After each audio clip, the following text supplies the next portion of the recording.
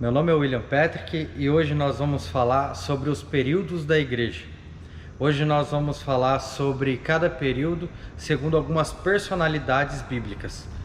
Fique conosco, se inscreva no nosso canal, curta, compartilhe e em poucos minutos nós vamos estar falando sobre os períodos que a igreja passou segundo algumas personalidades da época, numa comparação bem simples para que você possa compreender como o cristianismo começou e onde nós estamos, onde chegamos até aqui.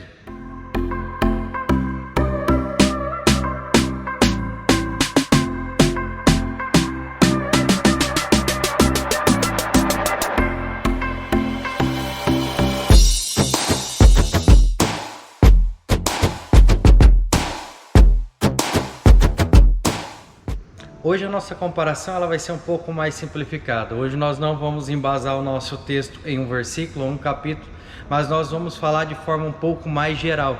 Nós vamos tratar de um assunto o qual nós compreendemos necessário para que fique como referência para as ministrações que você vai assistir nesse canal. No momento do culto, no momento da ministração, nós temos o costume de usar alguns termos, algumas referências daquilo que nós já acreditamos. Então, nós queremos falar sobre isso para que você fique situado ou você consiga entender ao que nós estamos nos referindo na hora da mensagem. Hoje eu quero falar sobre os tempos da igreja cristã, os 3 períodos que a igreja cristã passou e como ou com quem eles se parecem. Nós vamos compará-los a personalidades. Exemplo, nós lemos o Evangelho de Jesus Cristo segundo escreveu Mateus, Lucas, Marcos e João. E nós vamos comparar os períodos da igreja com personalidades da época. E nós vamos compará-los com Pedro, Tiago e João. Os 3 que estavam sempre próximos ou mais próximos do Cristo. Os 3 que passavam mais tempo com ele, os 3 que tinham uma certa intimidade a mais com ele. E nós podemos dividir por suas personalidades as épocas que a igreja de Cristo viveu na terra. E a primeira época foi a igreja primitiva. Nós temos um certo saudosismo no nosso tempo presente sobre a igreja primitiva, onde nós achamos bonito, e não tem nada de errado nisso, nós admiramos a forma que eles viveram, que eles se comportaram, os sinais e maravilhas que eles tiveram e assim por diante.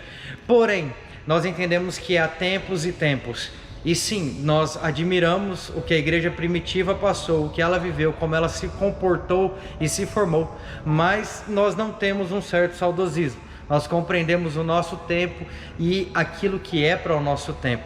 Então a igreja primitiva, nós comparamos a personalidade de Pedro, uma igreja que se dava fé numa medida extraordinária, teve erros e acertos assim como Pedro, mas uma igreja que viveu a uma medida excelente, a uma medida que era totalmente diferente. Não perguntava muito, mas a fé funcionava, andava sobre as águas, sinais e maravilhas, a sombra curava. Uma igreja que tinha uma fé extraordinária no Senhor Jesus Cristo e naquilo que ele podia fazer.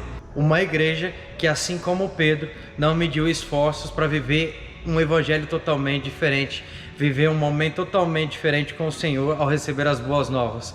Então a igreja primitiva ela se assemelha a Pedro justamente por essa medida que ela viveu no Senhor Jesus, uma medida extraordinária, uma medida de uma pesca milagrosa inicial e de uma segunda pesca milagrosa onde vários grandes peixes foram capturados. Uma igreja que sim, converteu até os 300 anos todo o mundo conhecido na época, todo o mundo que era conhecido a seu tempo. Uma igreja que sim, fez grandes sinais e maravilhas em nome de Jesus Cristo. E essa igreja nós a comparamos com Pedro justamente por causa da ousadia, justamente por causa da entrega. E essa igreja ela não começa em si no ano primeiro e termina no ano 1000, mas nós dividimos em 3 épocas, em 3 milênios. Por quê? Porque sim, a igreja até 1000 ela se comporta de uma forma, aproximadamente a partir de 800 a 1000, ela opera já começa a transformar a sua moda de agir.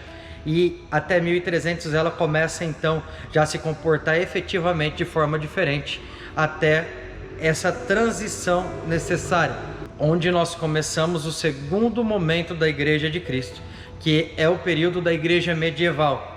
E a Igreja medieval, ela se parece muito com Tiago, a personalidade de Tiago, o homem que morre ao fio da espada, morre exercendo paternidade sobre o irmão mais novo, morre cuidando e protegendo o irmão mais novo, morre justamente para que o irmão mais novo consiga chegar mais longe. E se nós formos fazer uma análise simples, a igreja medieval cristã, ela sim também morre ao fio da espada, para que o último período, a igreja segundo João, a igreja de Cristo segundo a personalidade de João, consiga agora vir com força.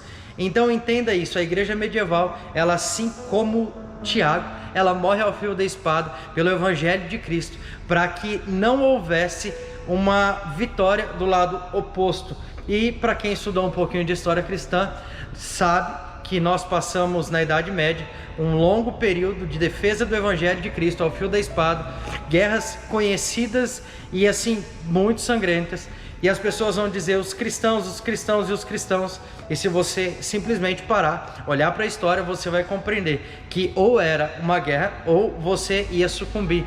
Não havia o que fazer. E a igreja de Cristo, sim, ela foi guerreira durante a Idade Média. Mas então, ela chega nos 2000 anos, na iniciação do ano 2000, já ao terceiro período, ao terceiro milênio, com o começo, a iniciação da igreja segundo João, a igreja segundo a personalidade de João, o apóstolo do amor e da revelação, o apóstolo reconhecido justamente por amor, pela revelação. João, ele foi um homem fora da medida, e ele vem à nona do dia, às 3 da tarde, está no local do sacrifício. João não teve medo, João, ele não ousou deixar Cristo. João, ele estava lá. E por ele estar lá, às 3 da tarde, olhando o sacrifício, correndo o risco de ser crucificado com Cristo, ele não padece por uma morte sangrenta como os outros, ele não padece o martírio. E eu entendo que não padece porque quem entendeu o processo não precisa passar por ele. Então quem entregou não precisou ser tomado. Aquele que deu a vida com Cristo, que estava ali, que corria o risco de ser crucificado com ele, não teve a necessidade de padecer o martírio. Essa pessoa, esse apóstolo reconhecido pelo amor, ele também foi reconhecido pelas suas revelações. Afinal de contas, ele escreveu o livro das revelações, que é o Apocalipse, e ele vai falar sobre as visões que ele teve e a quantidade de visões que ele teve do Senhor e como seria o Senhor, os céus e os últimos tempos. E é interessante a gente entender isso por quê? Porque se João era o apóstolo do amor e da revelação, entende-se que o último período da igreja será o período do amor e da revelação. Então a igreja que nós vivemos hoje, a igreja apocalíptica, a igreja dos últimos dias, ela sim é a igreja do amor e da revelação. E ainda, se você ler o que João escreveu, será reconhecida como a igreja da santidade, será reconhecida como a igreja que abundou em prosperidade. Porque, irmão, entenda uma coisa: ser testado na falta, na escassez é muito fácil, o difícil é ser provado no excesso. O difícil é você ser provado no excesso. Então, essa igreja dos últimos dias, dos últimos tempos, será uma igreja reconhecida pelo amor, um amor totalmente diferente daquilo que foi conhecido até agora. E pasmem, eu sei que nós temos um certo saudosismo com a igreja primitiva, mas à medida que nós vamos viver enquanto a igreja segundo João, ela é muito maior do que a igreja primitiva pôde experimentar. O amor que nós vamos receber do Senhor, ele é muito maior do que aquilo que qualquer outro período da igreja recebeu. As revelações que nós vamos ter no Senhor é muito maior do que as revelações que qualquer outro período antes recebeu. As vestes de linho fino que nós vamos nos vestir, que representam os atos de justiça dos santos, ela será muito mais branca ou pura. A santidade que nós vamos viver é muito mais intensa do que aquilo que a igreja de Cristo experimentou até agora.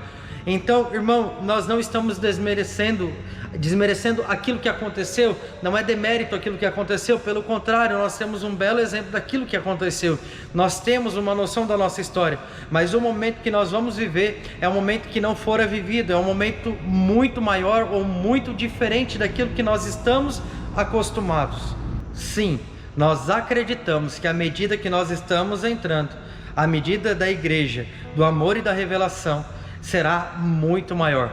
Uma noiva que se veste com linhos finos, que se despe de toda a sua impureza e faz a troca, irmãos, expõe a sua nudez, porque eu não acredito que o linho fino será posto por cima de uma veste suja, mas eu acredito que a noiva do Cordeiro, ela irá se despir, e isso acontecerá de forma pública, porque o que validará justamente a veste pura que a noiva vai se vestir é a exposição, sim, é a nudez pública, sim. Nós não vamos colocar uma veste suja por cima de uma veste limpa por cima de uma veste suja, perdão. Nós não vamos fazer dessa forma. A nossa medida será maior.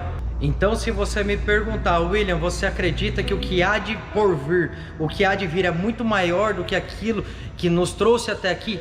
Com certeza, meu irmão. O primeiro período dos 1000 anos da igreja cristã foi maravilhoso, foi. O segundo período foi maravilhoso, foi, porque sim, nós fomos uma igreja guerreira, estávamos nesse período, mas o terceiro período e último, creio eu, irmão, vai ser algo extraordinário, algo que não pode ser dito ainda antes de ser vivido. Nós temos parâmetros a viver e a seguir, mas nós não conseguimos desenhar. Então você, que é a igreja de Cristo, preste atenção. Você que tem recebido essa palavra hoje, entenda no teu coração. A nossa responsabilidade será maior, a nossa pureza será maior, a temperatura que nós vamos viver será maior, mas também as recompensas, também o galardão e assim por diante, creio eu. Irmão, coloque isso no teu coração. A nossa medida é diferente. Nós vamos ser a igreja dos últimos dias de forma plena e completa. Que você, que recebeu essa palavra hoje, não se assuste, que o Senhor possa falar mais ao teu coração, que Ele possa deixar isso um pouco mais claro, aquilo que foi ensinado em poucos minutos. Nós precisaríamos de muito tempo para a gente realmente pegar essa palavra e esmiuçar ela, trazer pontos e pontos, para que não seja só uma teoria maluca, mas que você possa receber no teu coração, que você possa ter um pouco de lucidez sobre aquilo que nós estamos vivendo e o que nos trouxe até aqui. Que Deus te abençoe e até a próxima.